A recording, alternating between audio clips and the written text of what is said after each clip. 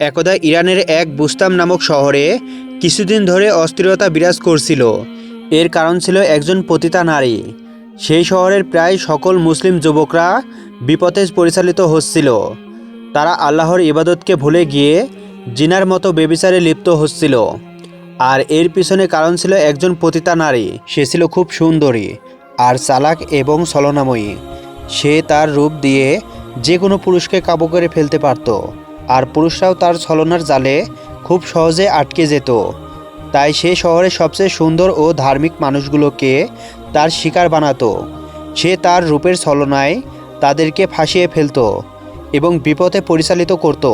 শহরের মসজিদের পাশেই ছিল তার কুঠির। যখন 5 ওয়াক্ত নামাজের জন্য আজান দেওয়া হতো এবং মুসল্লিরা নামাজ পড়তে আসতো, ঠিক সেই সময় ওই নারীর কুঠিরে গান বাজনা চলতো। ওই সময় তার ঘরে শয়তানের আসর বসাতো। ওই গান বাজনার আওয়াজ শুনে মুসল্লিদের নামাজে মনোযোগ নষ্ট হতো। ধীরে ধীরে একজন দুজন করে অনেকেই মসজিদে আসা বন্ধ করে দিল। ওই দুর্চরিত্রা মহিলা এক এক করে শহরের সকল পুরুষকে তার রূপের জালে ফাঁসিয়ে নিয়েছিল। সে প্রতি রাতের জন্য 200 দিরহাম করে নিত। পুরুষরা তাদের বিয়ে করা বউয়ের সাথে হালাল সম্পর্ক ত্যাগ করে ওই পতিতা নারীর সাথে অবৈধ সম্পর্কে লিপ্ত হতো। আর সেই কারণে বুস্তাম শহরের প্রতিটা ঘরে দাম্পত্য কলহ লেগেই থাকতো। নীতি নৈতিকতা যেন একেবারে বিলীন হয়ে গিয়েছিল। সেই সময় মসজিদে খুবই অল্প মুসল্লি নামাজ আদায় করতে আসতো, যারা ছিল খুব পরহেজগার এবং ইমানদার, যাদের ইমান ছিল খুবই মজবুত। এভাবেই চলতে থাকে। একদিন মসজিদে সালাত আদায় করতে আসা মুসল্লিরা এই সমস্যার সমাধানের জন্য একটি সমাবেশের আয়োজন করে। কিভাবে এই সমস্যার সমাধান করা যায় এটা নিয়ে তারা অনেক আলাপ আলোচনা করে। অবশেষে তারা সিদ্ধান্ত নেয় যে তাদের মধ্য থেকে একজন ওই পতিতা মহিলার ঘরে যাবে এবং তাকে সব কিছু বুঝিয়ে বলবে। যথারীতি পরের দিন একজন ইমানদার ব্যক্তি ওই পতিতা মহিলার বাড়িতে গিয়ে উপস্থিত হয়। ঘরের সামনে আসা মাত্রই গেটে দাঁড়িয়ে থাকা মহিলাটি তাকে বাধা দেয় এবং বলে, আমাদের আপা এক রাতের জন্য 200 দিরহাম নিয়ে থাকে। আগে টাকা দিন, তারপরে ভিতরে প্রবেশ করুন। টাকা ছাড়া ভিতরে প্রবেশ করা যাবে না।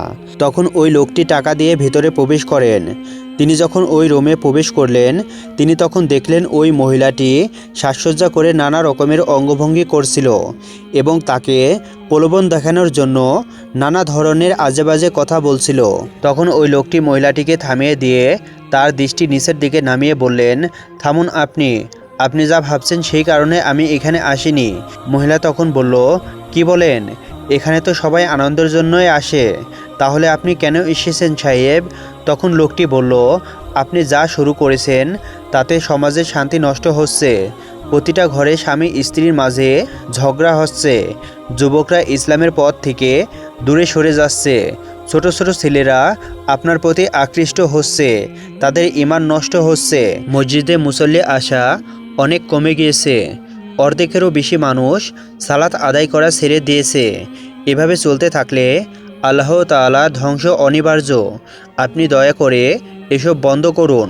তখন ওই মহিলাটি বলে উঠল, কেন বন্ধ করব? আপনি কি টাকা রোজগার করেন না?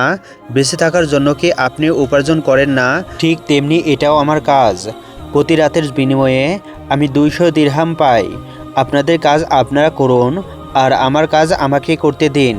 আমি তো আপনাদের কাজে বাধা দিচ্ছি না। তাহলে আপনি কেন আমার কাজে বাধা দিতে এসেছেন? আপনি এখান থেকে বেরিয়ে যান, আর যাবার সময় আপনার দেওয়া টাকাটা ফেরত নিয়ে যাবেন, কারণ আমি কাজ ছাড়া কোনো টাকা নেই না। ইমানদার লোকটি তখন মহিলার সাথে তর্কে না পেরে চলে আসলো। ফিরে এসে তার মুসল্লি ভাইদের সমস্ত কথা খুলে বলল। তারা যখন এ বিষয় নিয়ে আলোচনা করছিল, তখন আড়াল থেকে একজন লোক তাদের আলোচনা শুনছিল। ওই ব্যক্তি আলোচনা চলাকালীন তাদের কাছে এসে উপস্থিত হলেন এবং বললেন, এ সমস্যার সমাধান কেবলমাত্র একজন ব্যক্তি করতে পারে। সকলেই জিজ্ঞাসা করলেন, কে সেই ব্যক্তি? তখন তিনি বললেন, তিনি আর কেউ নয়, তিনি হলেন হুজুর বাইজিদ বুস্তাম রহমতুল্লাহ আলাই। তিনি যে কোনো সমস্যার সমাধান খুব সহজেই করে দিয়ে থাকেন। আপনারা বরং তার শতাপন্ন হন। ওই ব্যক্তির কথা শুনে পরের দিন সকালে সকলে মিলে হুজুর বাইজিদ বুস্তাম রহমতুল্লাহর দরবারে গিয়ে উপস্থিত হলেন। তারা এসে দেখলেন যে হুজুর বেশ কয়েকজন ছাত্রকে ইসলামের তালিম দিচ্ছে। তাই তারা কোনো কথা না বলে মজলিসে এসে বসে পড়লেন আর হুজুরের বয়ান শেষ হওয়ার অপেক্ষায় রইলেন, কারণ বয়ানের মাঝখানে কোনো কথা বলা এক প্রকার বেয়াদ্দবি। অতপর হুজুরের বয়ান শেষ হলে তারা সামনের দিকে এগিয়ে যান এবং হুজুর তাদেরকে জিজ্ঞাসা করলেন, কি সমস্যা তোমাদের, তোমরা এখানে কেন এসেছো? তখন তারা হুজুরকে সমস্ত কথা খুলে বলল।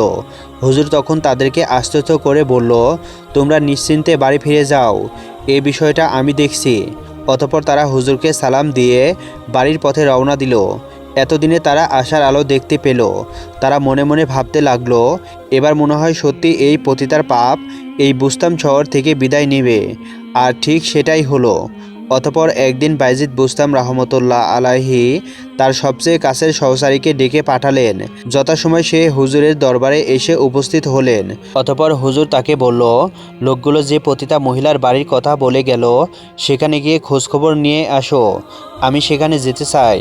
তখন সে বলল, হুজুর, আপনি একজন বিশিষ্ট সম্মানী ব্যক্তি, সকলে আপনাকে কত সম্মান করে, আপনাকে সকলে কত মান্য করে। আপনার মতন মানুষ যদি ওখানে যায় এটা বড়ই খারাপ দেখায়। হজরত বাইজিদ বুস্তাম রহমতুল্লাহ আলাহি লোকটির মনের অবস্থা বুঝতে পেরে তাকে বললেন, তুমি চিন্তা করো না, নিশ্চয় আল্লাহ সর্বোচ্চ ফয়সালাকারী। অতপর হুজুরের ওই সহচারী ওই পতিতা মহিলার সকল খবরাখবর হুজুরের কাছে নিয়ে এসে দিলেন। অতপর হুজুর সমস্ত কথা শুনে ওই পতিতা মহিলার বাড়ির উদ্দেশ্যে রওনা দিলেন। দীর্ঘ পথ অতিক্রম করে ওই পতিতা মহিলার বাড়িতে এসে পৌঁছালেন। তখন দরজায় দাঁড়িয়ে থাকা মহিলাটি হুজুরের বেশভূষ দেখে জিজ্ঞাসা করলেন, আপনি কে, এখানে কেন এসেছেন? তখন হুজুর নিজের সমস্ত পরিচয় দিলেন। তখন মহিলাটি খুব গর্ব করে বলল, ও আচ্ছা, আমাদের আপার সুনাম আর গুণের প্রশংসা এতদূর অবধি পৌঁছে গিয়েছে, তা তো আমি জানতাম না। কিন্তু মশাই, ভিতরে প্রবেশের পূর্বে অবশ্যই আপনাকে 200 দিরহাম দিয়ে প্রবেশ করতে হবে, অন্যথায় প্রবেশ করা যাবে না। হুজুর তখন ওই মহিলাটিকে 200 দিরহাম দিয়ে কক্ষের দিকে এগিয়ে গেলেন। আর তখন নামাজেরও সময় হয়ে গিয়েছিল। তাই বাইজিদ বুস্তাম রহমতুল্লাহ আলাইহি অনেক রাত ভরে ওই মহিলার কক্ষের বাইরেই জায়নামাজ বিছিয়ে সালাত আদায় করছিলেন। রাতের বেলায় প্রতিদিনের মতন ওই মহিলার ঘরে কতগুলো পুরুষ আসতে থাকে। হুজুর সেখানে নামাজ আদায় করছিলেন বিদায় ফেরেশতাগণ সেই জায়গা পবিত্র রাখার জন্য পাহারা দিচ্ছিলেন। তাই যখনই কোনো লোক অসৎ উদ্দেশ্য নিয়ে ঘরের ভিতরে প্রবেশ করতে চাইছিল তখনই তাদের পা মাটির সাথে আটকে যাচ্ছিল, তারা আর সামনের দিকে আগাতে পারছিল না। তখন দরজায় দাঁড়িয়ে থাকা মহিলাটি দেখল একে একে সকল পুরুষ বেরিয়ে যাচ্ছে। তখন মহিলাটি এগিয়ে গিয়ে দেখল হুজুর ওই মহিলাটির কক্ষের বাইরে সালাত আদায় করছে। তখন মহিলাটি পতিতা মহিলাকে সব কিছু খুলে বলল। এসব কথা শুনে মহিলা বলল, কে সে, তাকে ডেকে নিয়ে আসো। তখন মহিলা হুজুরকে পতিতা মহিলার কক্ষে নিয়ে আসলেন। হুজুর অনুমতি নিয়ে কক্ষের ভিতরে প্রবেশ করলেন। তখন ওই পতিতা মহিলা বলল, শুনলাম আপনি নাকি আমার সব খরিদ্দারকে তাড়িয়ে দিয়েছেন, বুঝলাম আপনি আমাকে এক রাতের জন্য কিনে নিয়েছেন, তাই বলে এভাবে তাদেরকে তাড়িয়ে দিবেন? তখন হুজুর বললেন, কই, আমি তো কাউকে তাড়িয়ে দিইনি, তারা নিজে থেকেই ফিরে গিয়েছে। তখন মহিলাটি বলল, তবে চলুন শুরু করা যাক। হজরত বাইজিদ বুস্তাম রহমতুল্লাহ আলাইহি দৃষ্টি নিচের দিকে নামিয়ে ওই মহিলাকে জিজ্ঞেস করলেন, আপনি এখানে কি করেন? মহিলাটি অবাক হয়ে বললেন, আমি এখানে কি করি মানে, আমি এখানে পুরুষদেরকে আনন্দ দিই, যেমনটা আপনাকে দেব। এই কথা শুনে হুজুর কিছুটা ইতবম্ব হয়ে পড়লেন। তখন হুজুর ওই মহিলাটিকে জিজ্ঞেস করলেন, এক রাতের জন্য আপনি কত টাকা পান? মহিলা বলল, এক রাতের জন্য আমি 200 দিরহাম নিয়ে থাকি। যে ব্যক্তি 200 দিরহাম দিয়ে আমার কাছে আসবে সে রাতের জন্য আমি তার। হুজুর আবারও জিজ্ঞাসা করলেন, 200 দিরহাম নিয়ে আপনি কি করেন? তখন ওই মহিলা বলল, আমি তাদের মনের খায়েশ পূর্ণ করি, তারা যা বলে আমি তাই করি। হুজুর আবারও বললেন, সত্যি কি যা বলে তাই করেন? তখন মহিলা মুচকি মুচকি হাসলেন। তখন হুজুর আবারও বললেন, তাহলে আমি যা বলবো আপনি তাই করবেন? তখন মহিলা বলল, হ্যাঁ, আপনি যা বলবেন আমি তাই করব। তখন বাইজিদ বুস্তাম রহমতুল্লাহ আলাইহি ব্যাগ থেকে একটি বোরকা বের করে বললেন, যাও তাহলে এটি আমার জন্য পরিধান করে এসো। হুজুরের কথা মতন মহিলাটি তার শরীরে ছোট পোশাক পরিত্যাগ করে পুরা শরীর ঢাকা বোরকা পরে হুজুরের সামনে হাজির হলো। সে আসলে ভীষণ সুন্দর ছিলেন। ছোট জামাকাপড় ছাড়া শালীন পোশাকে তাকে দারুণ সুন্দর লাগছিল। সে আয়নায় নিজেকে দেখে ভীষণ অবাক হয়ে গেল। অতপর সে হুজুরের পিছনে গিয়ে দাঁড়ালো। হুজুর তখন জানালা খুলে দিলেন এবং আকাশের দিকে তাকিয়ে 2 হাত তুলে আল্লাহর কাছে দোয়া করলেন, হে আল্লাহ, হেদায়েত দেওয়ার মালিক তুমি, হেদায়েত কেড়ে নেওয়ার মালিকও তুমি। এলাকার যুবকদের যেমন পূর্বে তুমি ঈমান দান করেছিলে, তেমনি তাদের কাছ থেকে তুমি হেদায়েত কেড়ে নিয়েছো। কিন্তু তাদের মুসলমান ভাইরা চায় তারা আবার সঠিক পথে ফিরে আসুক এবং তোমার আনুগত্য প্রকাশ করুক। তুমি তাদের আরজি শুনে নাও রব, তুমি তাদেরকে সঠিক পথ প্রদর্শন করাও। হে আল্লাহ, তুমি পবিত্র কোরআন শরীফে বলেছ জেনাকারীকে তুমি কঠিন শাস্তি দেবে এবং তুমি এটাও বলেছ যে পাপকে ঘৃণা করতে, পাপীকে নয়। আজ আমি এসেছি আমার এই বোনটির কাছে তোমার দাওয়াত নিয়ে। হে আল্লাহ, সেও তোমার বান্দি, সে যা করেছে তা চরম পাপের কাজ, কিন্তু তুমি যদি চাও তাকে সঠিক পথে পরিচালিত করতে পারো। হে আল্লাহ, তুমি তার ভেতর থেকে সমস্ত খারাপ দিক উঠিয়ে নাও এবং তুমি তাকে তোমার পথে পরিচালিত করো, ইসলামের আলোয় আলোকিত করো। হে আল্লাহ, তুমি এই এলাকার মুসলিম ভাইদেরকে এবং আমার এই বোনটিকে সঠিক পথ প্রদর্শন করাও। এই কথাগুলি শুনে মহিলাটির চোখ দিয়ে অশ্রু সিক্ত হলো এবং সাথে সাথে সে সেজদায় লুটিয়ে পড়ল এবং হুজুরের সাথে আপত্তিকর ব্যবহারের জন্য ক্ষমা চাইল এবং সে ওয়াদা করল সে খারাপ পথ ছেড়ে দিয়ে সঠিক পথে ফিরে আসবে। মহিলাটির এ কথা শুনে হজরত বাইজিদ বুস্তাম রহমতুল্লাহ আলাহি তার প্রতি খুবই সন্তুষ্ট হলেন। তারপর মহিলাটিকে দোয়া করে ফিরে আসলেন।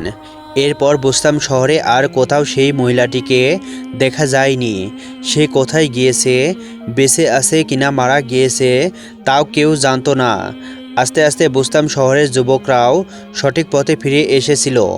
অতঃপর কয়েক বছর পরে বুস্তাম শহর থেকে কিছু মুসলিম যুবক যখন হজের উদ্দেশ্যে মক্কায় যায় তখন দেখল ওই মহিলা কাবা ঘরে তাওয়াফ করছে। এই দৃশ্য দেখে সকলেই বলে উঠল সুবহান আল্লাহ, আল্লাহর বাণী আসলে সত্য। তিনি যাকে ইচ্ছা হেদায়েত দেন, যাকে ইচ্ছা পথভ্রষ্ট করেন। নিশ্চয়ই আল্লাহ সর্বশক্তিমান। আল্লাহ হাফেজ।